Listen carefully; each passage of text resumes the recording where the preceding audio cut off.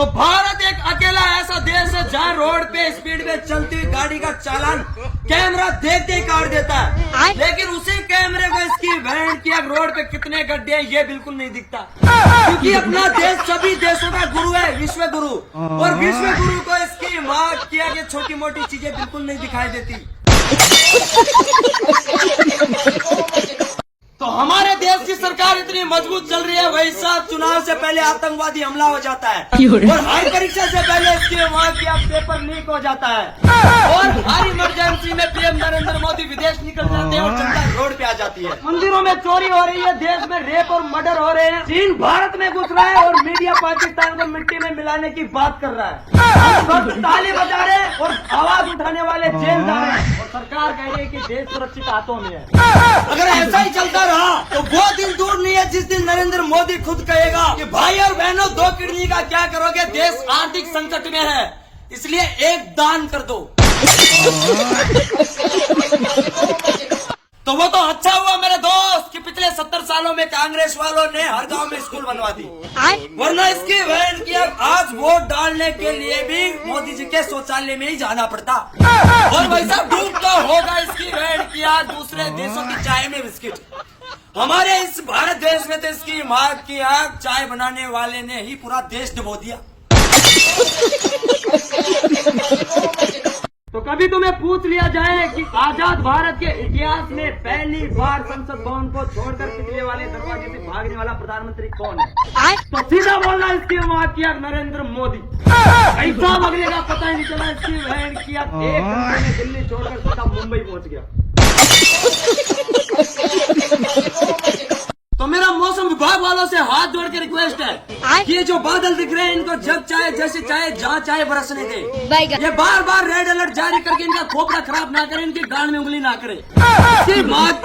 हर 10 minute में अगले 3 घंटों में टिटवाड़ा को चमन करौली सवाई माधोपुर में भारी बरसात और ओलेबारी की गिरावट और 100 की स्पीड में आंधी तूफान। साले तुम ऐसे अलर्ट देते हो जैसे कि इनके वहाँ क्या इन बादलों से तुम जुड़ लड़ने की तैयारी कर रहे हो।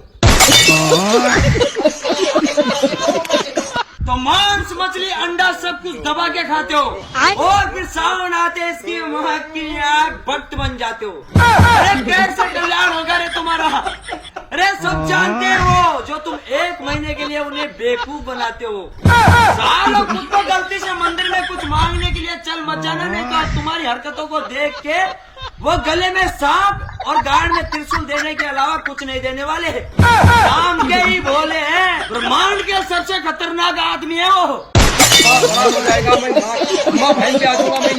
तो मैंने मेरी जिंदगी में इतने पाप किए भाई साहब, अब इन हाथों से कोई कर्म करता हूँ तो कांड हो जाता है।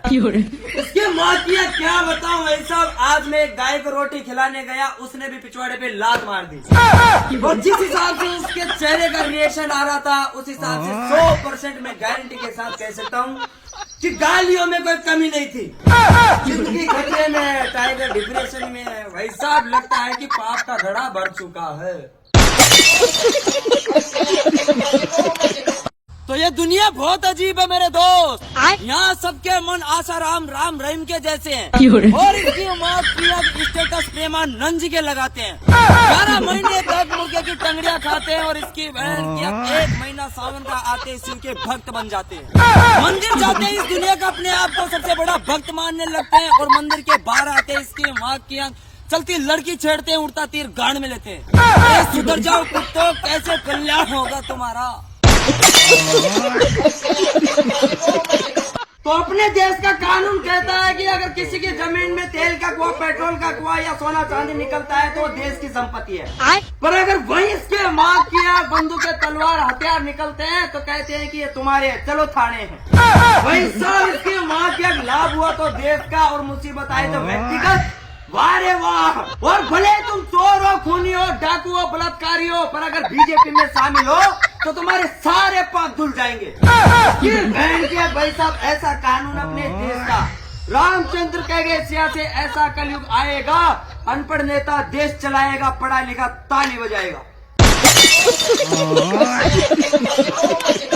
तो मैं उससे इतना प्यार करता हूँ कितना भाई साहब, फ्यूचर में अगर मैं डॉक्टर बना तो मेरे हॉस्पिटल में उसके नाम के सारे मरीज फ्री होंगे।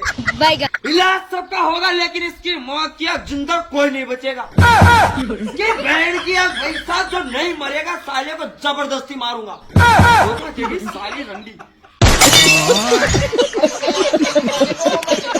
तो सरकार कहती है कि एक लड़की पढ़ती है तो उसके घर के 4 लोगों को शिक्षित बनाती है, लेकिन उस लड़की के चक्कर में इसकी माँ के 40 लड़कों की जिंदगी बर्बाद हो जाती है। इसका जिम्मेदार कौन है? मैं पूछना चाहता हूँ 140 करोड़ लोगों से, जवाब चाहिए। तो कुछ लोग कह रहे हैं कि जो बीजेपी का विरोधी है वो हिंदू नहीं है। तो पूछना यह था मेरे दोस्त कि 2014 से पहले तुम्हारे बाप दादा हिंदू ही थे या फिर 2014 में इसकी माँ क्या धर्म परिवर्तन किए थे? तुम्हारी हरकतों को देख के ऐसा लगता है इसकी बहन क्या देश को अयोध्या मानते हो, मोदी को राम मानते हो, और स्मृति ईरानी का सीता, योगी आदित्यनाथ को लक्ष्मण मानते हो, और अमित शाह को हनुमान। इसकी बहन क्या हो गया देश का कल्याण।